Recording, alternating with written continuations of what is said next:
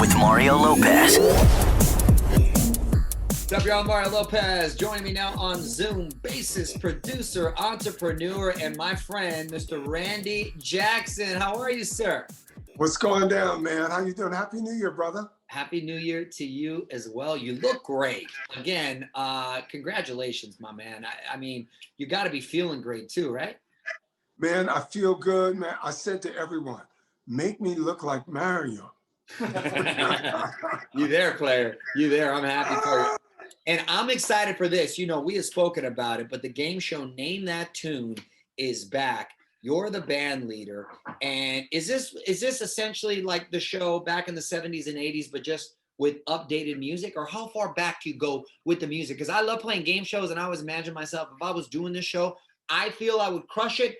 But I'm good from like 70s to like maybe 2000. The last 20 years I could be okay, but from 70s 2000, I'll be your guy. You're on lock. All right. Yes. No, it's everything. Listen, we got every genre from back to like the 60s to present day. Okay. So you never know what's going to come at you, but that's what makes it fun. Because you got to know the lyrics, you got to know the melody, you got to, most importantly, know the titles and name it correctly, the titles. So the titles are most. I don't know the titles. Yes, exactly. So the most important are the titles, and then the lyrics, and then do you need to know the artist as well or no? No, but the title is because can you name that tune meaning that? Got it. Can you exactly. get the title exactly correct? Like I know a lot of music, I'm sure you do. Right. You know, but like, wait a minute, what's it called though? What was the name? Right. And then genres like hip hop and EDM have sort of changed our sense of melody, right? Especially in pop music. We got everything though. We got all of that. You name it, it's there. But that's what makes it fun. So the whole family, everybody can play. Right. And you know what I loved about it as a kid growing up, because I used to watch it. You find yourself at home watching the screen, yelling at the TV. That's so-and-so. I know what that is. Yeah, no, that's the best kind of game show where you can play along. Do you think current songs are harder to guess than the classics, or is that just because I'm getting older? I think some of them are, because the choruses are really different. They're not as easy as you would think. They're easy to hum along because most of the current songs of the last 5-10 years are based around 3 or 4 chords max. Right. The older songs, there's a lot more music going on, a lot more melody, but the chorus is more defined usually. Is that just because, Randy, people have gotten lazy now? Well, you know, listen, you do it a lot yourself. Listen, radio started it with call out research, where they'll just play that snippet, 10 seconds of that chorus, just a bite of that. But that's really what you're looking for. But often now, the name is not clearly displayed at 10 seconds. Back in the day, they did. I think just writing's changed. Huh, that's interesting. That's interesting to hear. Speaking of back in the day, I heard your nickname was the Emperor. Is that true? Yo, Mario, listen, I was one of them, man. You know, we lived a bunch of lives, me and you, at different times, bro. Yeah. Is that a name from the ladies or music or what's up? Yo, I think it had something to do with a love thing. You know Oh, okay. Okay. There's nothing wrong with that. Again, speaking of back in the day, 25 years ago, you played bass on a session that included Aretha Franklin on piano, Keith Richards on guitar. It's a pretty epic moment. Do you remember a lot of that day? Yeah, man. Jumpin' Jack Flash, this song of Whoopi Goldberg for the movie. Yeah. And Whoopi was starring in it. We shot this video, recorded the song in Detroit. God rest Aretha, one of the greatest ever.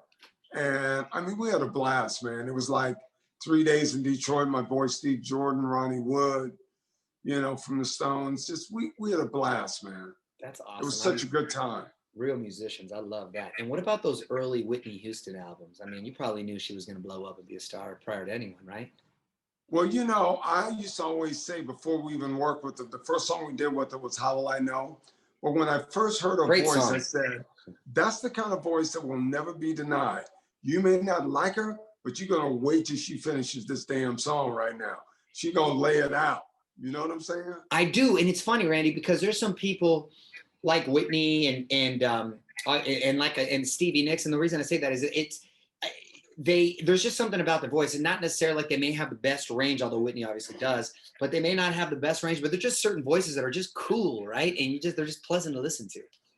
Listen, I worked for many years with Miss Mariah Carey. That butter tone that she has is like nobody else. You hear that? That's what we call great singers. That you have a sound that you can identify. It's your brand. You Right. go, oh my God, that's Stevie Nicks. Oh my God, that's Mariah. Oh my God, that's Mick Jagger. Oh my God, that's Lil Wayne. Oh my God, that's Drake. Whatever it is, you can identify right away. You know what I mean? And another voice just like that is Steve Perry, which of course you played with back in the day in Journey. You ever reunite with those guys? You still jam out? Yeah, we just reunited about a year ago. We're working on new music, a new album. We planned a tour for summer 2020, but of course, COVID hit and that didn't happen. So hopefully, whenever we can get back, we're going to be on the road. But there's a lot going on in that world.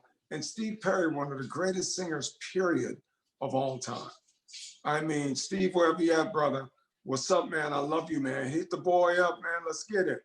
God, yeah. And then back in the day when he just had that certain there was just something about him, right? A little guy with that powerful voice. I know. When It's he just grew again up, very he's got that phrase in Mario. He loved the Four Tops. He loved Sam Cooke, and he loved the Everly Brothers. oh wow. That training, that just his approach to it. I mean, just one of the greatest singers ever, man. So Yeah. blessed. Love it. Love it. I want to talk about Idol for a second because it feels like the show hasn't had a superstar in a while. Do you think it's harder for these younger singers to find traction these days? Are we just in a different era now that it's tough to break out? You know what I really honestly think, man, is that, TBH, as we would say, Mario. When we were doing the show, people forget that Simon Cowell and I were both A&R guys. Right. So what we did was find, sign, and develop talent.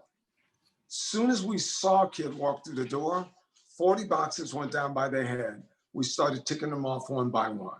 Needs a hair makeover, needs a clothing makeover, seems a little shy. Soon as they open their mouth for 4 notes, we start thinking, who are the writers? Who are the producers? What kind of songs? We've got it mapped out in our minds, because A&R guys, that's what we did. So it's one of those aha, duh moments.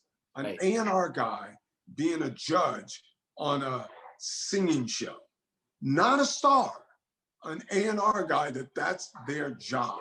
Yes. That was the difference. So we huge wanted difference. our careers, and our responsibility was to make these guys work. And when we knew that they were really going to work, these records had to go. They had to sell. We had to find somebody who had to do anything that we could do to help them along the way. So, our careers were built on that, not on stars on shows selling something and being nice and all. Mm-hmm. Oh, no. Yeah. And the reason that people say, well, you guys are so harsh on people, the real world is hard, Mario. Oh, I know. You're exactly right. You 25 names before they mention your real name. Oh, yeah. Hey, you're talking perfect sense right there. I get it. Randy, before I let you go, I'm going to put you on the spot with some quick questions, quick answers, okay? Go. Favorite show you binged in this past year? Schitt's Creek. What's a song you're currently obsessed with? Currently obsessed with? Probably still Savage by Megan and Beyonce, the remix. Okay. Celebrity crush growing up? Celebrity crush growing up. Man, Mario, well, you guys, there's so many. Give me a couple. Man, the Emperor can't name just one, yo. Come on, man. All right, I will put you on the spot then. Proudest career moment? On stage with Journey, Calaveras County Fairgrounds, open air, arena, concert, 100,000 people, living, loving life. My first show with them. That's awesome. And last one, do you do New Year's resolutions? And if so, do you have one?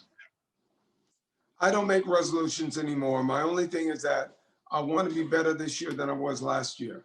And I got to pay the wisdom forward. You learn stuff not to go through it over and over and over. I don't want to be repeating remedial things that I should have learned a minute ago. I love that, and I'm going to steal that for the future.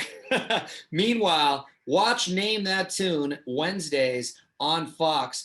Randy, always great to see you, brother. Thanks so much for checking in. Love you. Say hello to your wife and kids. Love you, brother. Miss you. You too, buddy. All right, peace. On with Mario Lopez.